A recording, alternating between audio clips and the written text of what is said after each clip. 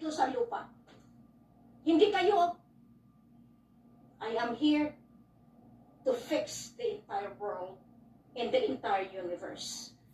As the queen of the universum magnum, as the queen of the global earth. Now you are asking who crowned me? Have you not seen? Si Ama Ali, ang kanyang kambal, si Mama Mary, si Ama Pandala Pasandalan, kaya kayo mga nagtiklaim ng Raja Sulaiman dyan, putol ulo. Hindi ako nagbibiro. Nandito na ako sa Pilipinas to dispute yung ginagawa ninyong katarantaduhan na kami ang nakakulong. Nila, Narciso, ang lahat ng financial team, hindi ako patay. Buhay ako. At hindi ako ang peke. Kayo! 20 billion hiningi ko sa inyo. Pero nagsama-sama pa rin kayo para na sa sambayanan. Mag-eleksyon kayo, ang BARM alam ninyo, ang libro ko ginamit ninyo.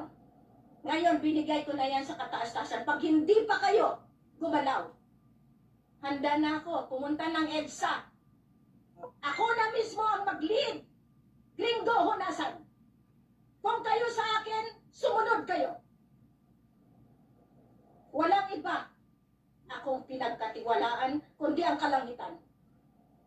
Lahat kayong mga military, Armed Forces of the Philippines, sino ang boss ninyo? Malacanang?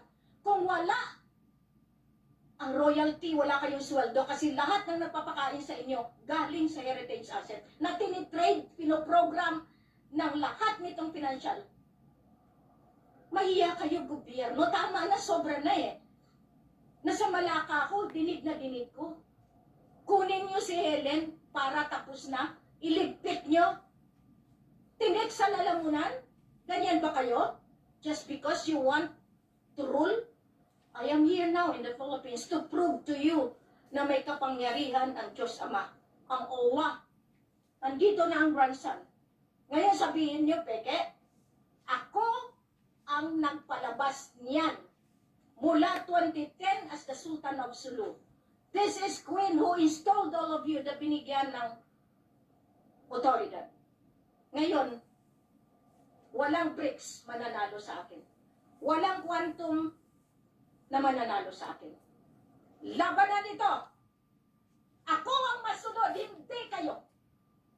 Dahil ako ang queen, hindi kayo. The queen's rule is to help the poor, not to help you. Mga manggagancho. Walang politika mananalo. Ngayon, ang nag-file ng election, yan ang unahin ko. Ilagay sa kulungan. Kasi pinatunayan ninyo na wala kayong respeto sa may-ari ng soberenya. Nagagalit ang puso ko. Alam niyo ba bakit ako umuwi? Dahil kailangan kong ilaban ang katotohanan, ang hustisya ng Divino Gobyerno. Now, you were trying to tell me that we are all nothing, but my nothingness before the hands of God, I become something, and I will prove to you na kaya ko kayong talunin. Kahit saan sa mundo, kahit saan galaxy, tatalunin ko kayo. Dahil ito ang kapalaran ko. Nasa pangalan ko na, ang kinin nyo pa?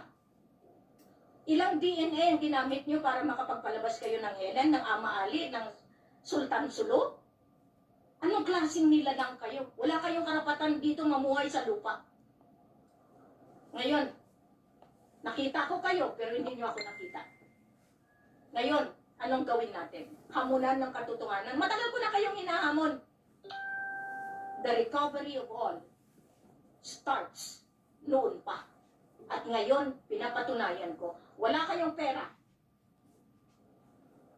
Demonetize, matagal na. Nag-shutdown na, matagal na. Pero kayo, gusto nyo pa rin manalo? Sige.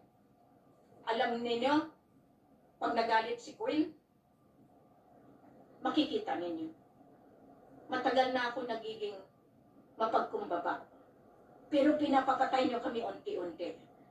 The suppression and oppression you are putting into the shoulder of the Queen is more than enough to me. All of you grandfathers, sindutan ko mga bulit ninyo pag hindi kayo nagtinoa. Nagpanggap kayong grandfathers tapos gano'n ang gawin niyo sa akin. Hindi niyo man lang kinilala Hindi nyo man lang pinakita ang mukha ninyo sa akin. Pero ako alam ko, kahit magtago kayo sa ilalim ng 7 bundok, alam ko kung sino kayo. Yan ang hindi nyo nakuha dahil binigay ni Ama Ali sa akin ang mata kung paano ko kayo sasalain. Hindi lang yan. Sa ngayon, ano man ang mangyari, at least na ilabas ko sa inyo. Matagal na dapat yumaman kayo. Kayo namang mga taong tangingot, kung sino yung may pera, doon kayo. Kung sino yung nagsabi sila totoo, doon na naman kayo. Ngayon, pati kayo idadamay ko. Wala kayo mapapala dahil ang listahan nyo doon sa mga claimants, doon kayo. Ngayon, ako mismo magtulak sa inyo. Magpaganito kayo. Dito ho, ilagay ko yung nanochip ninyo. Tapos kayo, 666. Doon kayo. Kasi doon ang gusto nyo eh. Dalawa na lang ang mundo. Dilim at liwanag. Ang mundo ng kadiliman, doon ko kayo ihawi. Yung mga half-half, doon ko kayo ihawi. Wala na ngayon 50-50. Pag 50-50, direksyon sa kadiliman. Yun ang batas ko. Masusunod yan. Maraming salamat and I'd like to give the floor to Raja. Raja, anong appeal mo ngayon? Ano ang gusto mong iparating ngayon? Sa sultan na nagkiklaim, sa kurtan, lahat yan sila. Alam ko na lahat, salamat sa Mahadarina kasi ang authority na sa iyo na gawin mo na ang dapat gawin. Yes! Ako ang sa likod mo. Kahit tayong dalawa, lalaban tayo. Kasi at tabako pas, lahat ng mga hindi nakikita, yan ang mga soldier natin. Kayo mga duplicate, kung mag-duplicate pa kayo, maraming salamat, shoot to kill na lang. Digong-digong, Daria Digong, wala na po, namatay na sa Singapore, sinunog. Bakit pa mayroon pang lumalabas digong-digong ngayon? Ayan ang father-in-law ni Sarah,